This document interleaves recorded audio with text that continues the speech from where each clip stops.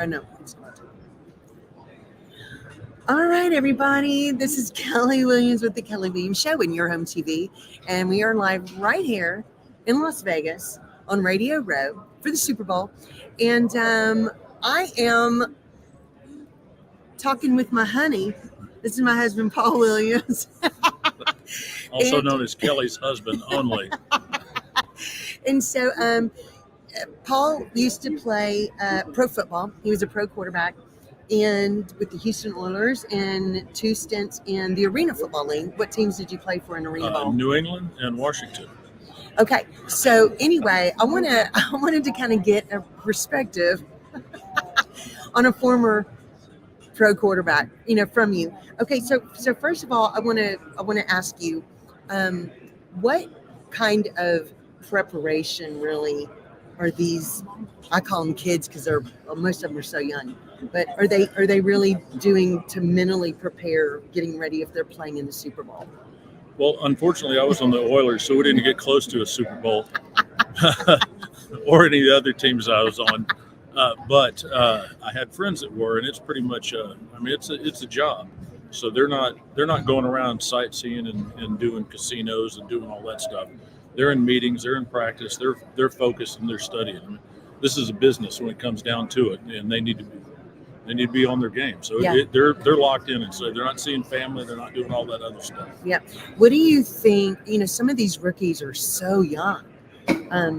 What do you think they're probably feeling as they all arrived yesterday in Vegas, and they're kind of getting ready? Are they doing meetings? Are they having practices already? What do you think? Yeah, they're doing both. I mean, they're meeting prep and everything, but a lot of these guys played at big colleges that have 100,000 people at games and everything else, but it's still nothing like when you get to the NFL. Everybody's bigger, stronger, faster, and it's a business, like I said. So they're locked down and focused, and they're nervous. But once a game starts, you're just playing football. These guys have been doing it since they were 5 and 6 years old, and that's what they're doing. And when it kicks in, all the other stuff goes away. Yeah. Okay. I've always, one thing that I did ask you, years ago, because we were watching a football game and it's just people are screaming in the stands.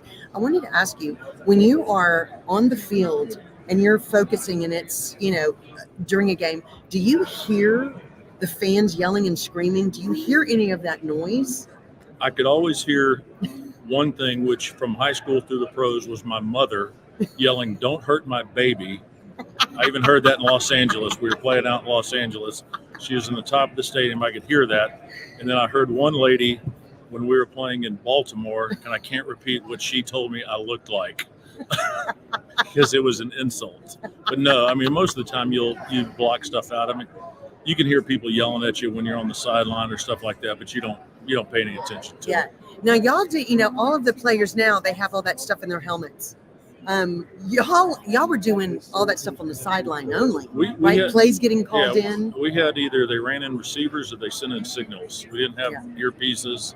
And back when I played, you could actually hit quarterbacks too. So, and that, being my wife, I have a knee replacement, 8 screws in my shoulder. Yeah. And I need another knee replacement and a few other things. And I can't turn my head. No. Besides that, he is great. I'll say this about playing pro football. That's how I met my lovely bride here.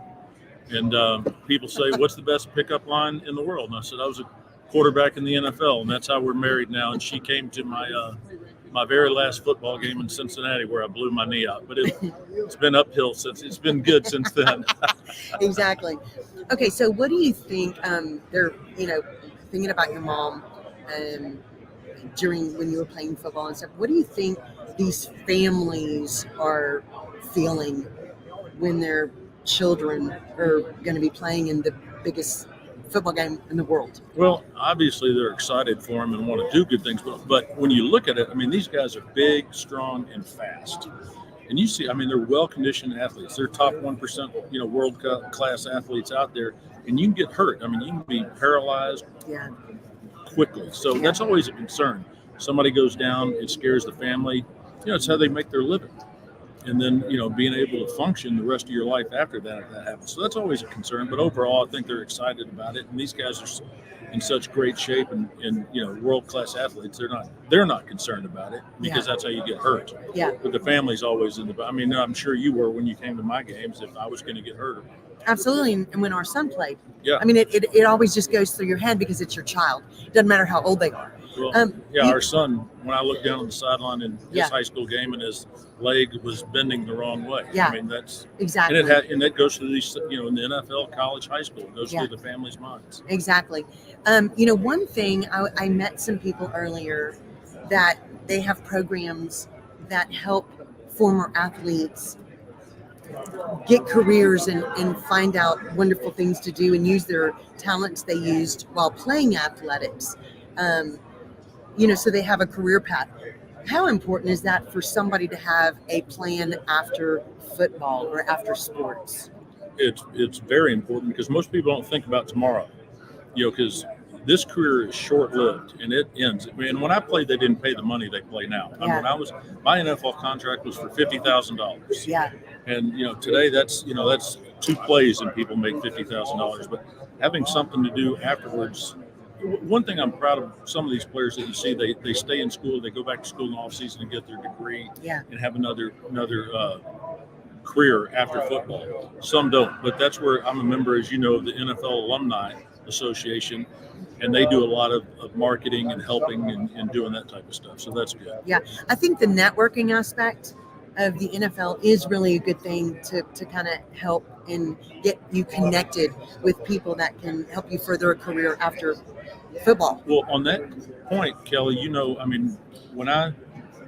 everybody, that opens a lot of doors. Yeah. And when early in our marriage, when I ran for U.S. Congress, that's one thing that everybody talked about was playing football. It was more so than issues, politics, or anything else. It was about playing football. So if you do the right things, you stay out of trouble, this career will open doors for you later on in life. Yeah. How important do you think that it is for especially these younger players that, the checks are big, the money seems like it's always going to be there and they're untouchable. They feel untouchable sometimes. How important do you think it is that these kids really stay rooted in their morals and their faith? If that's important to their lives, how important is that? It's very important because you wake up one day when this is over and you're broke. Yeah. Because you've taken care of 15 people and bought houses, cars, and boats for everybody and trips and dinners and everything else. When it's over with, and you wake up broke one day. So you need to, don't change your lifestyle. Improve it a little bit, get what you need, take care of your family, not excessively, but save your money for a rainy day. Yeah, absolutely. And I think they're starting to do programs that help with that too. Yeah, it seems like there is a whole lot more of available, focused programs of people realizing that some of these things are happening so often that they're partnering with programs and people that have been mentors to these younger kids and trying to really help them stay on a straighter path and do some things and be smart. Well, they need to do that on financially, but as well as responsibility. When you go places, if you're making money and you're a professional athlete, baseball, football, basketball, soccer, you go into a club somewhere, a restaurant, there are people out there targeting you to set you up to get money. And now they do have discussions about that with players all the time, because there are people that will go out there and set you up, try to blackmail you, take money, marry you, whatever it is. I'm not saying you did that because I'm not that kind of person. We didn't have that money when I played. It was love at first sight. Yeah. Go ahead and say it. I liked her too. There you go. But so, so what do you think? The press conference is tonight with both teams, and what do you think they are doing right now, preparing for these press conferences tonight? They're probably going through their strict meetings about game planning, stuff like that. I mean, their press conference. Really don't worry about it? No, I mean, people are just going to ask questions they've been asked 1,000 times. It's just going to be pertaining to Super Bowl, which, you don't need to study for that. If you're honest, you say what you feel. But they're game planning and they're in meetings all day if they're not in practice. Yeah. Okay, so what do you think has been your favorite part about your wife being on Radio Row for your home TV this week? Well, it's only my first day. In all honesty, I wouldn't expect anything less with what you've done with your career, raising kids, singing. You turned down a career in Nashville to sing after the kids were gone, got back into singing, did a radio show, and now came up with the Kelly Williams Show, and it's taken off. It's unbelievable. I hear nothing but good things about it. Here we are because of your talent. I'm just along for the ride and see what we do.